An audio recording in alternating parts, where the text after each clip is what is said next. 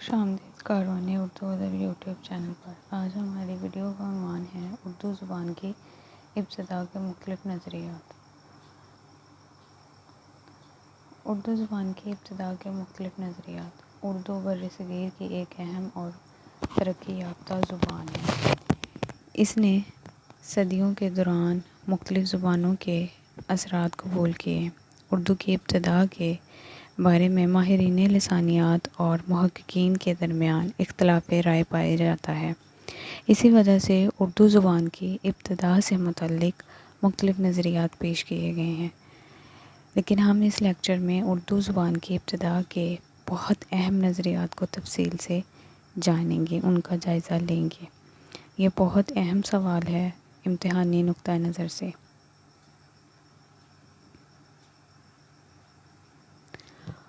زبان کے ماہرین اور محققین نے اپنے اپنے طور پر اردو کا ماخذ برج بھاشا، کھڑی بولی، ہریانوی، پنجابی، دکنی، گجراتی اور سندھی زبان اور بولیوں کو قرار دیا ہے۔ دیکھا جائے تو یہ اختلافات اردو اور دوسری زبانوں کے درمیان پائی جانے والی مشابہت کی وجہ سے ہے، لیکن اس بات پر سب کا اتفاق ہے کہ باہر سے آنے والی قوموں اور مقامی لوگوں کے سماجی، معاشرتی، سیاسی اور تجارتی میل جول سے اردو زبان جو ہے وہ وجود میں آئی ہے۔ اس میل جول سے جو مخلوط زبان پیدا ہوئی ہے وہ شروع میں ہندی، پھر ہندوی، پھر دہلوی، پھر گجراتی اور پھر دکنی اور پھر ریختہ اور اردو معلیٰ کہلائی، اور بعد میں یہی زبان اردو کے نام سے ہمارے سامنے ظاہر ہوئی یا پیش کی گئی۔ اردو زبان کی پیدائش کے سلسلے میں اکثر ماہرین لسانیات نے اپنے نظریات کو پیش کیا۔ کچھ محققین اسی طرح اور بھی کئی لوگوں نے ضمنی طور پر اپنے الگ الگ نظریات پیش کیے ہیں۔ تو ہم ان تمام نظریات، جتنے اہم نظریات ہیں، ان کا ایک ایک کر کے جائزہ لیتے ہیں کہ ان نظریات میں آپس میں یکجانیت کتنی تھی، یکساں کتنے تھے، اور ان میں کیا کیا ایسی باتیں تھیں جن کو رد کیا گیا تھا یا کن کن کو پذیرائی ملی تھی۔ سب سے پہلا نظریہ ہے محمد حسین آزاد کا۔ محمد حسین آزاد نے اپنی کتاب آب حیات میں اپنے نظریے کو پیش کرتے ہوئے لکھا ہے کہ اردو جو ہے وہ برج بھاشا سے نکلی ہے۔ پھر انہوں نے یہ دلیل بھی پیش کی ہے کہ مغل بادشاہوں کی حکومت کا مرکزی علاقہ جو تھا اس وقت وہ آگرہ تھا، اور آگرہ اور اس کے آس پاس میں جو لوگ تھے یا جو علاقے آباد تھے وہ برج بھاشا بولتے تھے، جس سے ہمیں اندازہ ہو سکتا ہے کہ اردو جو ہے وہ برج بھاشا سے نکلی ہے۔ اسی سلسلے میں انہوں نے کوئی ثبوت تو پیش نہیں کیا، لیکن اس لیے ان کے اس نظریے سے لوگوں نے اتفاق بھی نہیں کیا، کیونکہ اس میں کوئی دلیل موجود نہیں تھی، اس لیے لوگوں نے اس کو رد کر دیا۔ انہوں نے اس بات کا ذکر بھی کیا کہ مسلمانوں اور ہندوؤں کے سماجی، معاشرتی اور سیاسی اختلاط سے اردو بنی ہے۔ اسی طرح شوکت سبزواری، محی الدین قادری، حافظ محمود شیرانی، سنتیک کمار چٹرجی، مسعود حسین خان، سہیل بخاری اور گیان چند نے اردو کی پیدائش کے سلسلے میں اپنے نظریات کو پیش کیا ہے۔ اسی سلسلے میں انہوں نے کتابیں بھی لکھی ہیں۔ دوسرا نظریہ ہمارے پاس ہے محی الدین قادری کا۔ انہوں نے اپنے نظریہ ہندوستانی لسانیات میں پیش کیا ہے۔ ان کے مطابق اردو پنجابی سے نکلی ہے۔ ان کا کہنا ہے کہ اردو اس زبان سے ترقی پا کر بنی ہے جو پنجاب میں 12ویں صدی عیسوی میں جو تھی بولی جاتی تھی۔ پھر ان کا یہ بھی ماننا ہے کہ اردو زبان کی جو بنیاد ہے وہ مسلمانوں کے دہلی فتح کرنے سے پہلے پڑ چکی تھی، اور جب مسلمانوں نے دہلی کو اپنا جو تھا پایا تخت بنایا تب وہاں یہ زبان جو تھی پہنچی اور اس کی پہچان ہوئی۔ پھر ہے ہمارے پاس حافظ محمود شیرانی کا نظریہ پنجاب میں اردو۔ اکثر یہ سوال اسی طرح بھی آتا ہے کہ پنجاب میں اردو کس کا نظریہ ہے، یا پھر حافظ محمود شیرانی کا نظریہ بیان کریں۔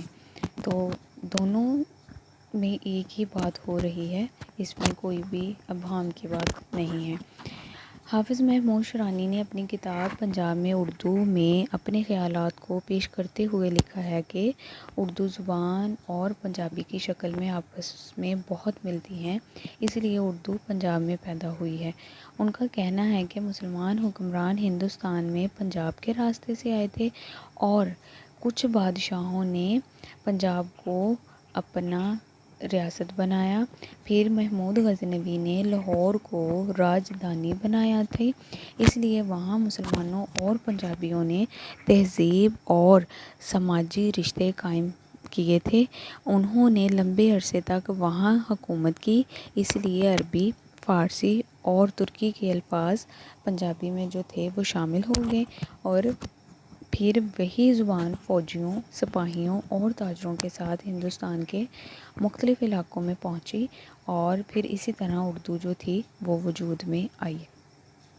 پھر انہوں نے یہ بھی لکھا ہے کہ یہی زبان محمد تغلق کے زمانے میں دہلی پہنچی، وہاں صوفیوں اور اس وقت کے شاعروں نے اسے اپنایا اور وہاں اس کی پھر پرورش ہوئی، پھر یہ زبان دہلی پہنچی اور شمالی ہند کے علاقوں میں پھیل گئی۔ انہوں نے اپنے نظریے کی دلیل بھی باقاعدہ طور پر پیش کی ہے۔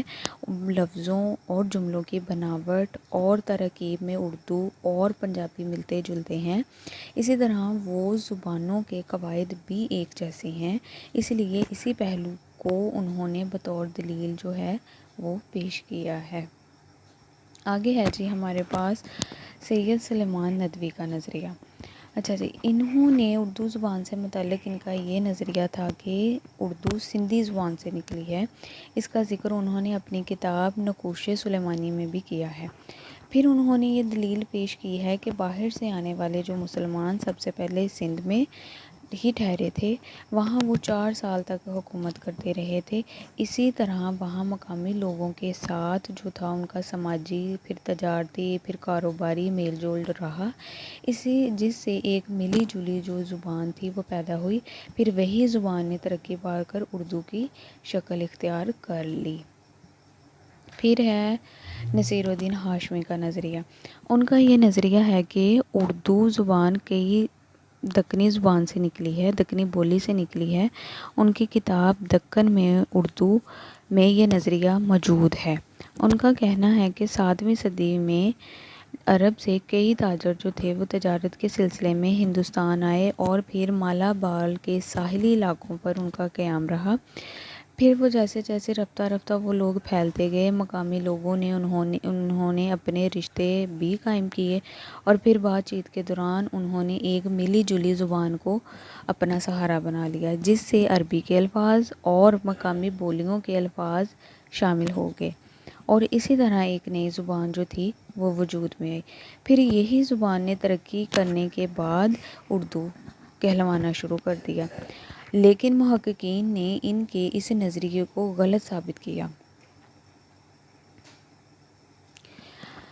اگلا نظریہ ہے شوکت سبزواری کا۔ انہوں نے اپنی کتاب اردو زبان کا ارتقاء میں یہ نظریہ پیش کیا کہ اردو زبان پالی سے نکلی ہے، لیکن بعد میں خود ہی اسے پھر رد بھی کر دیا، اور پھر دوسری کتاب داستان زبان اردو میں انہوں نے اردو کو کھڑی بولی پر مبنی قرار دیا، اسی لیے انہوں نے یہ ہندوستانی بھی کہلائی۔ یہ بولی دہلی اور میرٹھ کے آس پاس جو تھی وہ بہت بولی جاتی تھی، اور اردو اسی کھڑی بولی کی ترقی یافتہ جو تھی وہ شکل تھی۔ انہوں نے اس نظریے پر مدلل گفتگو کی، اور دوسرے ماہرین کے اس نظریے کو بھی گفتگو کی انہوں نے بھی اس نظریے پر۔ پھر ہے ہمارے پاس مسعود حسین خان کا نظریہ۔ ان کا نظریہ یہ ہے کہ اردو زبان کی بنیاد کھڑی بولی ہے۔ انہوں نے یہ نظریہ اپنے مضمون میں بھی پیش کیا، لیکن انہوں نے اسے خاص نہیں کیا، بلکہ ان کا یہ ماننا تھا کہ جو اردو زبان کی پیدائش دہلی کے آس پاس ہوئی ہے، دہلی کے آس پاس 4 بولیاں بولی جاتی تھی، وہ 4 بولیاں کھڑی بولی تھی، ہریانی تھی، برج بھاشا تھی، اور پھر ان کا کہنا تھا کہ ان 4 بولیوں نے اردو پر مختلف ادوار میں اپنے اثرات جو تھے وہ مرتب کیے تھے۔ اسی پر مسعود حسین نے اپنا نظریہ قائم کیا۔ نواح دہلی کی یہ 4 بولیاں اردو کا جو تھی وہ سرچشمہ بنی۔ پھر دہلی مولدار تھی۔ ان بولیوں میں کھڑی بولی کو بھی بنیادی حیثیت حاصل ہے۔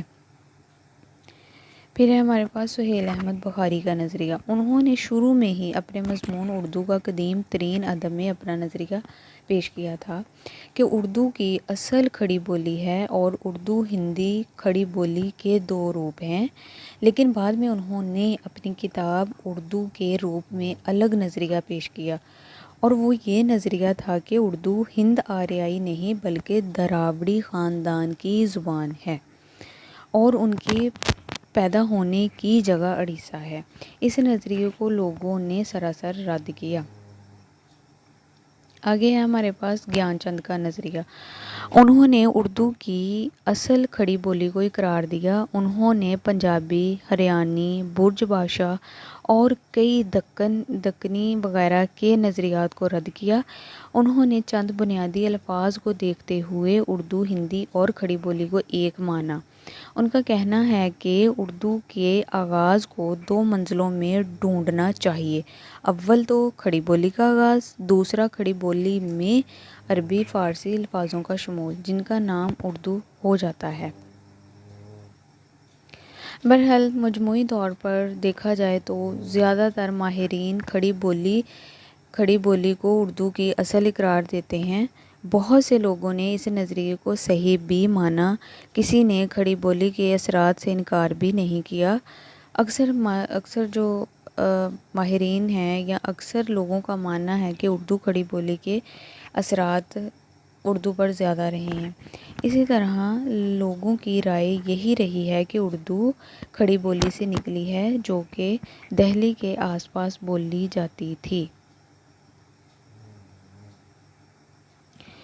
تو یہی تھا آج کا ہمارا سبق۔ امید ہے کہ آپ کو یہ ویڈیو پسند آئی ہوگی۔ ویڈیو پسند آئی ہو تو ویڈیو کو لائک، شیئر اور چینل کو سبسکرائب ضرور کیجیے گا، اور ہمیشہ ایک بات یاد رکھیں، آسانیاں بانٹیں، اللہ رب العزت آپ لوگوں کے لیے آسانیاں پیدا فرمائیں گے۔ آپ بے شک جس بھی ڈیوائن پاور کو مانتے ہیں، جس بھی ہائر پاور کو مانتے ہیں، وہ آپ کے لیے آسانیاں پیدا کرے گی۔ نیکسٹ ویڈیو تک کے لیے خدا حافظ۔